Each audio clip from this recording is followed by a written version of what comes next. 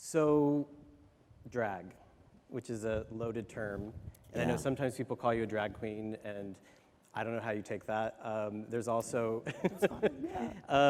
Drag is an art form, so Right. it's like dance. You know, it feels so loaded sometimes when people say drag, because everyone has their assumptions about it. But it's just an art. It's just an art form. There's so many different kinds of dance. There's so many different kinds of drag. Right. You know, people will often say to me, "You're not a drag queen." I'm like, "Oh God." And then and the drag queens probably would be like, "Why do you contour like you're Abe Lincoln?" So I get it from both ends, but whatever. It's part of the lineage. So yeah. well, sure. but I wondered because there was a stage where it felt like you were tired of putting on the glitter and the sequins and the makeup. Was there? Well, I think when you were with Mandy Patinkin and other times. Oh no! I mean, no.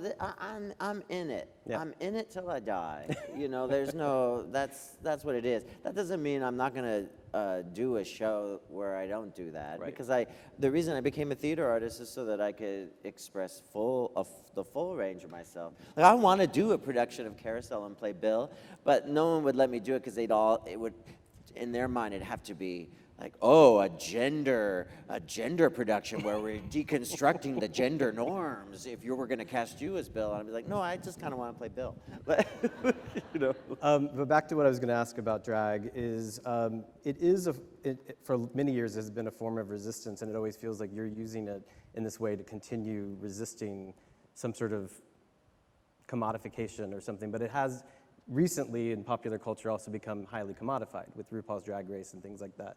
So what do Yeah. you think is going on with drag, and how do we keep it from? Well, highly commodified. I always question that because, there's one show about drag queens on television right now, and there are maybe 500 shows Right. on television. So, I kind of go, as when people say that queers are taking over the entertainment industry or people of color taking over the industry, and then when you do actually do the numbers, you're like, no, it's like, not even 5% of queers are seen, or Right. you scroll through all the shows on HBO and there's one that they canceled, Yeah. that's true. where the queers aren't treated as accessories for the main players. So I don't quite go down that road of that it's a commodity now, but it drives me crazy. I love RuPaul's Drag Race. I watch every episode, but I can't think I got partially involved in drag because I didn't want to have to brand myself, and the emphasis towards branding. I'm not a cow. Please don't come at me with a cattle brand, that says RuPaul on it. So I see both the joy of that show and also the viciousness of it, the vicious capitalism of it.